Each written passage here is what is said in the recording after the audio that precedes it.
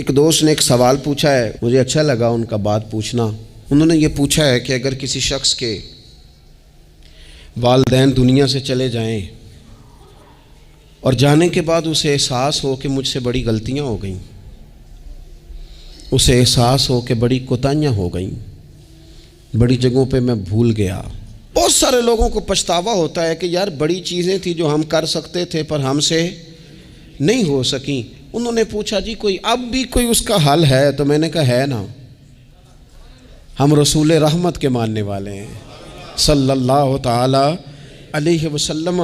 نبی پاک صلی اللہ تعالی علیہ وسلم نے ارشاد فرمایا، الترغیب الترہیب میں حدیث موجود ہے، حضرت انس بن مالک رضی اللہ تعالیٰ عنہ حدیث کے راوی ہیں۔ اللہ کے پیارے حبیب علیہ الصلوۃ والسلام نے فرمایا، جس بندے کے والدین یا دونوں میں سے کوئی ایک انتقال کر جائے اور وہ معاذ اللہ ان کا نافرمان ہو، تو فرمایا پھر ان کے لیے دعا کرتا رہے، استغفار کرتا رہے، امید ہے اللہ اسے نیکوکاروں میں لکھ دے گا، وہ فرما برداروں میں آ جائے گا۔ شرط یہ ہے کہ وہ ان کے لیے استغفار کرے، دعائے مغفرت کرے، اب ان کے لیے وہ اب ہی شروع کر دے ان کو یاد کرنا، ابھی اس مقام پر آ جائے، ابھی کچھ سوچ لے، تو اللہ تعالیٰ کی بارگاہ سے کرم کی امید ہے کہ اللہ اس نے جو زندگی میں اس سے غلطیاں ہو گئی، رب اس کی ان غلطیوں کو معاف کر دے گا۔ روز استغفار کرے۔ ایک دوست نے مجھ سے ایک دفعہ پوچھا تھا کہ حضرت صاحب والدین چلے گئے ہیں، ان کے لیے کیا کروں؟ تو بڑی بڑی چیزیں بھی کی جا سکتی ہیں، لیکن میں نے اپنے اس محبت والے دوست کو یہ محبت والا مشورہ دیا تھا کہ میں چونکہ آپ کو جانتا ہوں آپ نماز میں کوتاہی کرتے ہیں، آپ نہ نماز پڑھنی شروع کر دیں۔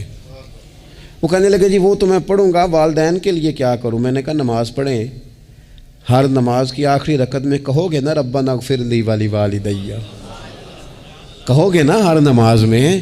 تو کتنا بڑا اجر ملے گا آپ کے والدین کو۔ اور پھر وہ سارا اسلوب کہ پہلے آپ نے قیام کیا، پھر آپ نے رکوع کیا، پھر آپ نے سجدہ کیا، پھر آپ اتحیات میں بیٹھے، پہلے آپ نے اللہ کی بارگاہ کے اندر اس کی عبادت کرنے کا دھم بھرا، پھر اس کی وحدانیت کی شہادت دی، پھر اس کے محبوب پر درود پڑھا،